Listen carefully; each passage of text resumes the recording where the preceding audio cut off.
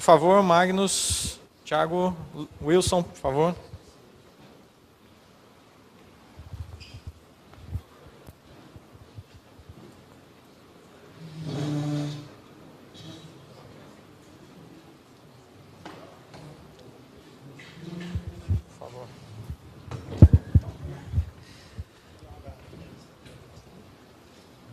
Temos tempo para algumas perguntas. Alguém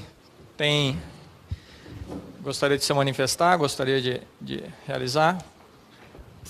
Tem duas, temos 2 inscritos. Aqui, por favor. Depois lá no fundo.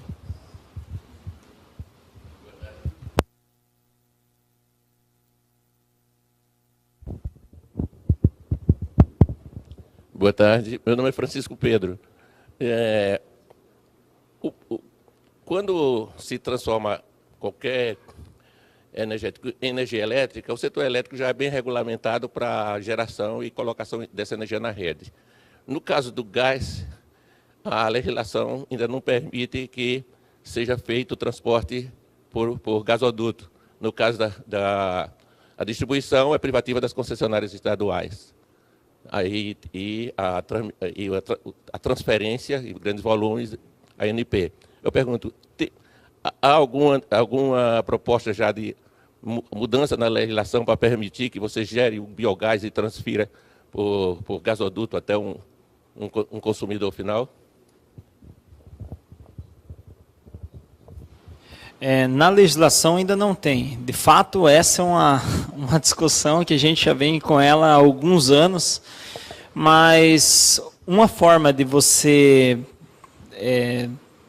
fugir disso, dessa obrigatoriedade da participação direta das companhias no projeto, é quando você faz um envasamento, porque as concessionárias elas têm a concessão do transporte por dutos, mas elas não têm a concessão, você transportar por meio de cilindros, não tem problema algum.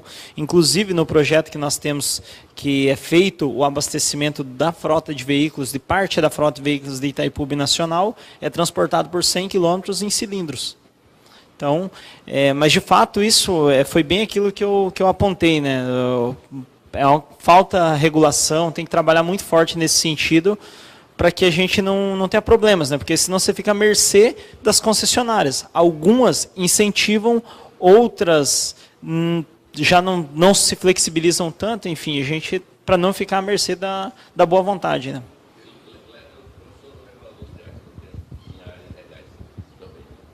Você não pode atravessar a rua, gerar de um lado da rua e passar do outro lado. Usando a rua, você já está ferindo o artigo 25, parágrafo 2º da Constituição. Exatamente. Você se depara com essa situação, mas na prática assim é algo assim que a gente se depara, onde muitas vezes você tem um produtor que ele produz gás, a produção dele é superior ao que ele consome, e tem o vizinho do lado que necessita de gás, e daí você se depara com essa situação. Então, essa é uma discussão que a gente vem tendo há algum tempo já, mas ainda não evoluímos, não chegamos ainda a um consenso. A gente necessita aí de um apoio, diria, político mais forte para que a gente conseguisse algo nesse sentido. E também assim a parte de regulação, de segurança, porque o que ocorre? As companhias, nas discussões que eu tive até algumas vezes com profissionais das companhias de gás, eu percebo que eles tratam o biogás da mesma forma que tratam o gás natural. Mas é diferente, porque as condições, principalmente na biomassa residual, você está numa estação de tratamento de esgoto isolada da cidade. Você está numa estação num aterro isolado da parte urbana. Você está no meio rural. Então, você se depara com a situação. Os cuidados com segurança, a quantidade de profissionais que tem que estar envolvido num projeto que é feito no meio urbano, é muito mais, não que não tem que ter segurança na parte de biogás, mas a cautela que tem que se ter, o tipo de material utilizado é muito diferente. Então, assim, no caso do biogás especificamente, a maior parte dos projetos é isolado. Então, assim, você não precisa... tem algumas coisas que, de fato, você tem que seguir, mas não todas as normas específicas para gás natural. Então, um dos argumentos que eles utilizam é justamente isso. E a gente só vai quebrar essa barreira com regulamentação. Só complementar, mas eu vou complicar mais a resposta aqui. No estado do Rio de Janeiro tem um decreto estadual que obriga as concessionárias a receberem a injetarem até 10% nas redes de biometano, tá? Porque no Rio tem algumas iniciativas em aterro, em produção de gás. Porém, a ANP ainda não aceita o biometano oriundo de resíduos sólidos urbanos nesse uso comercial. Então você tem um impasse aí, que você tem um decreto que, caso haja disponibilidade, as concessionárias têm que receber o gás, porém a ANP não regulamentou esse produto. Então fica um vazio jurídico, uma disputa, um conflito para ser resolvido.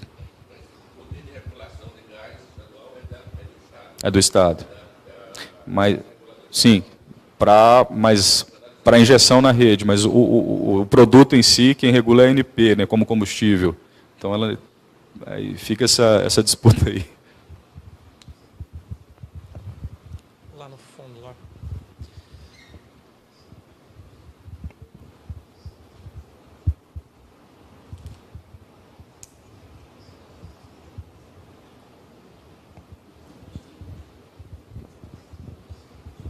Obrigado. Alô, boa tarde, sou o Rafael. Eu gostei muito da apresentação do professor Wilson, porque realmente na área de biogás um dos maiores problemas é o tempo que demora uma empresa especialista do setor em oferecer um orçamento a um cliente que liga para saber se dá para fazer ou não um projeto de biogás. Então, esse tipo de software acelera muito o processo, né? Especialmente um pré-desenho. Eu queria saber se é possível ter um software similar num grau de desenho de engenharia um pouco mais quase de projeto final, que permita já implementar isso na prática, saber se isso poderia ser feito em grande escala também, em projetos maiores.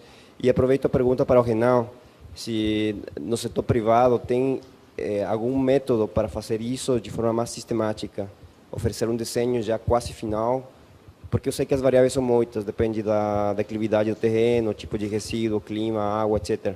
Mas como acelerar o processo de desenho das usinas? Bem, o software acho que tem como fazer acho que até para outras, né, formas de biodigestor, né? Nesse software eu não coloquei o fator preço, mas podia ter colocado também, já ter mais ou menos a ideia do custo que ia ser para fabricar, mão de obra e material, né? Acho que isso é fácil de colocar. O meu, eu sei quanto eu gastei na fabricação do meu, né? Aquele meu pequeno ali foi em torno de R$ 2.300 para fabricar ele todo, né? Já com a mão de obra, o material, tudo, já ficou nessa faixa de valor, que foi bastante, eu acho que bastante acessível né, para um primeiro ser feito, né? A coisa é feita bem manual. Mas é possível, sim, fazer o software e colocar nele parâmetros que a pessoa já tem a ideia do custo de quanto vai gastar. Sabe qual porte, qual o dejeto que vai utilizar, né? Eu coloco o dejeto, tudo, o nível de energia que eu quero fornecer. Ele vai dizer o porte do biodigestor e pode dizer o custo. Não cheguei a fazer, mas é bastante viável a gente fazer isso, bastante viável. Com relação assim, a ter uma ferramenta que seja aplicável a qualquer projeto, isso é relativo. Por quê? Quando você está trabalhando com biodigestores de pequena escala, eu acredito na ferramenta, assim, pequeno e médio porte, assim, eu acredito que a ferramenta pode funcionar tranquilamente. Quando você partiu para uma escala maior, muda de figura, porque nenhum software não tem condições de você avaliar, por exemplo, a condição do terreno. Eu vou te citar um exemplo na apresentação que eu fiz, um exemplo prático nosso que nós vencemos há pouco tempo, para você ver como pode mudar de um projeto para o outro. E não tem nada a ver com a biodigestão. Nós orçamos em cerca de 1,5 milhão para fazer aquela planta que é de tratamento de esgoto com resíduo orgânico de restaurante e de poda de grama. E ficou lá em torno de 1,5 milhão a planta, o orçamento geral. E desse 1,5 milhão lá, cerca de 200 mil era destinado a fazer a fundação do projeto, porque o biodigestor ele fica totalmente na superfície, ele não é enterrado, e precisa fazer uma fundação devido à carga que exerce, enfim, tem uma fundação boa, assim. Não sou da parte civil, não tenho condições de discutir esses termos, mas enfim.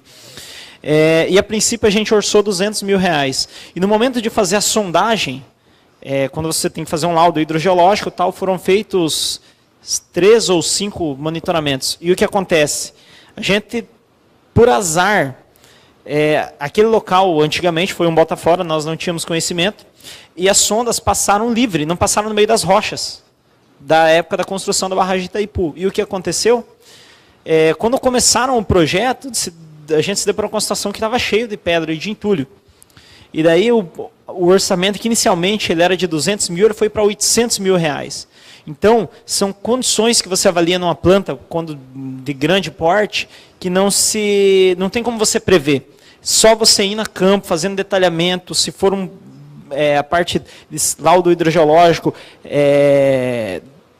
a avaliação das condições elétricas, que não tem como você saber. Se é um projeto monofásico, tem que colocar trifásico no mínimo, não tem como a entrada de serviço da parte elétrica. Então, assim, para projeto pequeno, modular, inclusive existem empresas que comercializam isso para biodigestores de 30 metros cúbicos, até 100 metros cúbicos, você encontra isso aí a toque de caixa. Tem empresa que vende pronto. Agora, pensando em escala maior, passou de 100 metros cúbicos, eu acho difícil você ter... Você pode até, de repente, fazer o modelo para dar quais dispositivos tem que ter o sistema, mas o orçamento você não vai fugir de ir lá e a campo, é mais difícil modelar isso. Temos tempo ainda? Como está? Acabou? Então, infelizmente não temos mais tempo, mas tenho certeza que os palestrantes estarão disponíveis aí, vocês têm os contatos deles também, e eu gostaria mais uma vez de agradecer o Wilson, o Thiago, o Magnus pela apresentação e pelos dados que trouxeram e compartilharam com a gente.